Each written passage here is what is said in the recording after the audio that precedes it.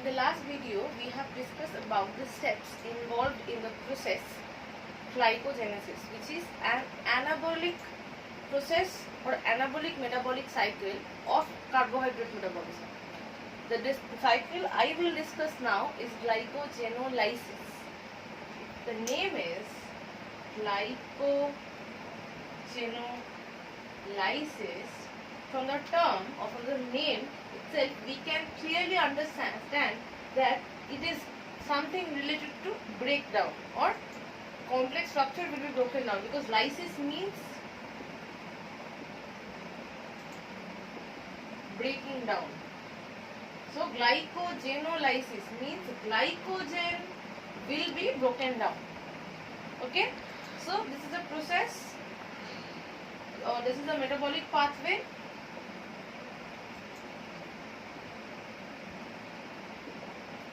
where glycogen, this is a metabolic cycle or pathway, whatever you like, where glycogen, or to be more specific and correct, stored glycogen of liver is broken down to produce glucose. So this is what glycogenolysis is. What we have learned in the last metabolic cycle, that glycogenesis is a process where the total amount of absorbed glucose will be either used for production of energy or will be stored for future use, and it will be stored in the form of glycogen. So glycogenesis is the process where glucose molecules are being polymerized or are being combined to form a more complex structure called glycogen. Now this is a cycle where exactly opposite thing happens. When a person is starving or in his or her fasting, then also the kidney keeps filtering the fluid or the water, total volume of water. The lungs keep exchanging the gases, keeps releasing CO2 and keeps inhaling oxygen. Muscles keep working, right? Whenever a person is moving his hand or her hand or legs, basically it is movement, a contraction or relaxation of muscle that involves energy expenditure. The previous two functions I have discussed involves energy expenditure. Constant thinking, analyzing, memorizing, all the tasks which involves brain and neurons, that also require energy, and neurons only depend on glucose for energy. And any other physiological functions which are constant and which do not depend on our will, all the involuntary functions are being continued, so that needs energy. And all the voluntary work, like moving muscles, closing our eyes, opening our eyes, and that also sometimes is not voluntary. So these all activities are continuously being conducted even when a person is in her or his fasting or starvation, and from where the body is getting the energy. The body is using the stored glycogen of liver, to produce ATP. So glycogenolysis is a process where the stored glycogen will be broken down to produce glucose, or the energy currency, which will produce ATP later. So from this definition we can clearly understand liver is the location where glycogenolysis occurs. So glycogenesis and glycogenolysis both takes place in liver. So this part is clear, I guess. Then I will start discussing the steps involved in this process.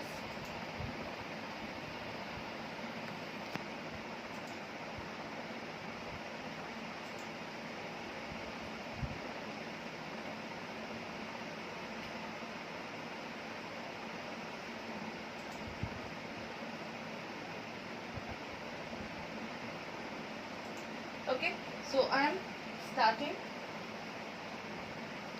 explanation of the steps of glycogenolysis.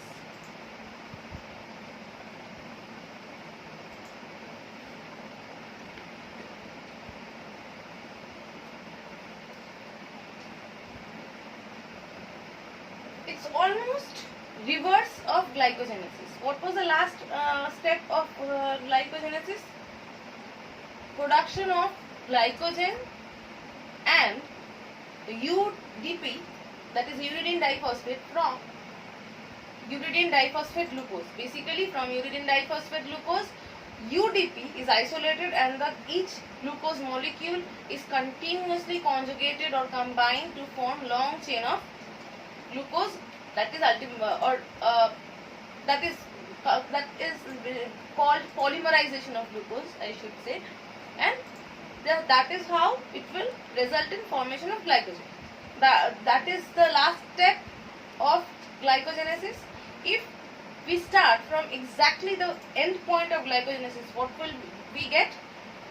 Glucose is being converted to glycogen. So glycogen, we have stored glycogen. So the first substrate is glycogen. If we remember the last step of glycogenesis, what we can remember? That glucose molecules are being combined by branching enzyme.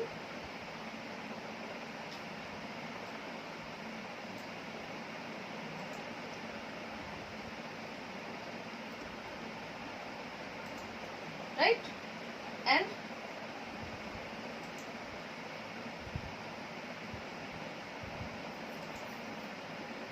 glycogen synthetase. These are two enzymes involved in converting glucose into glycogen, right? That is what we have learned in the previous session. If exactly why branching enzyme was used, what I have explained as a reason, because for formation of glycogen, glucose molecules should be combined with the help of 1,4 and 1,4 glycosidic linkage and 1,6 glycosidic linkage.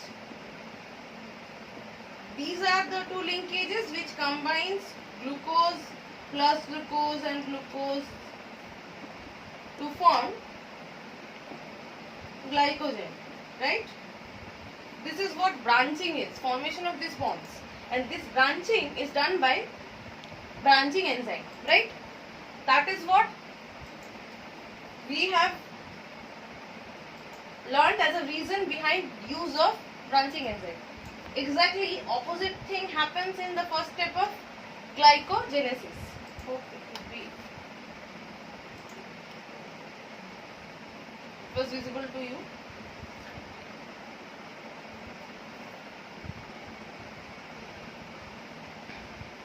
Okay, erasing it.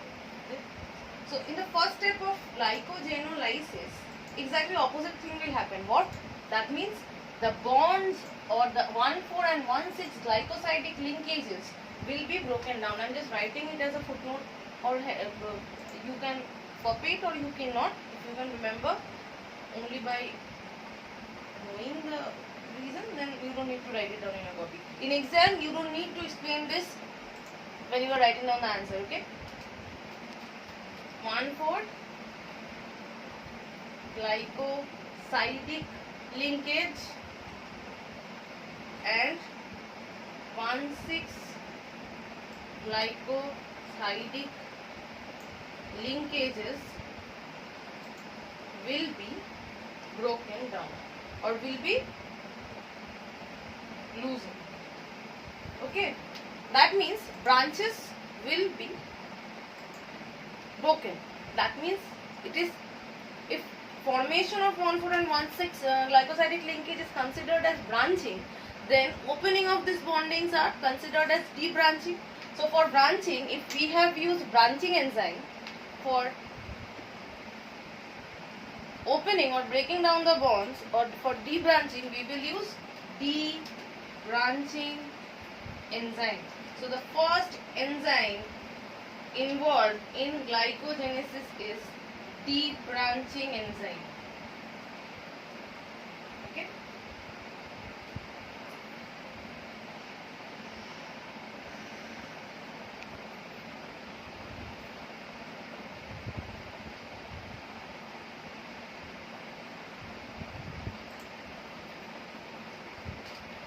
But when glycogen is broken down, it will not form glucose only. It will give rise to a glucose molecule which will contain a phosphate at its first carbon. If a glucose molecule is holding a phosphate at its first carbon, the name of the product will be glucose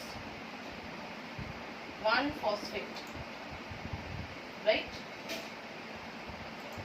But the question is, there is no ATP. ATP has not been used. There is no utilization or inclusion of inorganic phosphate, that is PI. And then from where the glucose will get this phosphate? Because whenever there is inclusion of phosphate, there has to be involvement of a phosphate donor, right? Here, another exceptional phosphate donor will work, that is cyclic AMP. AMP means adenosine monophosphate. That means it is already holding one phosphate, and that it will donate that phosphate to glucose, and glucose will become glucose 1-phosphate. Okay, but cyclic AMP will give the phosphate, but the name of the enzyme will be, here basically a single molecule of donor does not come. It comes as in the form of an enzyme which is having a phosphate in it, and it is simply donating the phosphate. The name of the enzyme is phosphorylase cyclic AMP. Why phosphorylase? It is phosphorylating the glucose. That is why phosphorylase. And cyclic AMP is the donor of the phosphate. So the name of the enzyme is phosphorylase cyclic AMP. Okay. So glucose 1-phosphate has been produced. In the next step, basically it is exactly opposite to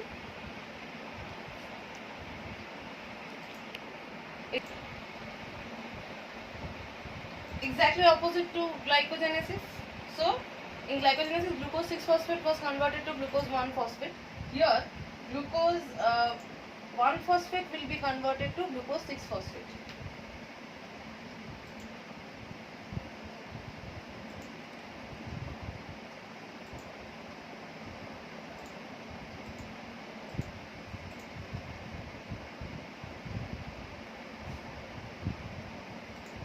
Okay. Again, we can clearly see that position of phosphate is being changed. From 1, it is being shifted to the 6th carbon. What we have learned in the last session, that whenever there is change of position of phosphate or any molecule or kind of mutation occurs there, is done by mutase enzyme. So the name of the enzyme will be phosphoglucomutase, because it is changing the position of phosphate and it is being done in a glucose molecule. Phosphoglucomutase. So this is the name of the enzyme involved in this phase. Both of the steps are irreversible. That means glycogen can be converted to glucose 1-phosphate, glucose 1-phosphate can be converted to glucose 6-phosphate, but it cannot be done vice versa or in the opposite direction. Okay. When you are writing the answers for biochemistry, it is mandatory and it is necessary to maintain the irreversible and reversible steps. If you make any irreversible steps reversible and any reversible step irreversible, marks will be deducted for that. Okay. So the next steps what are there in the process of glycogenolysis, I will discuss in the next video. Thank you.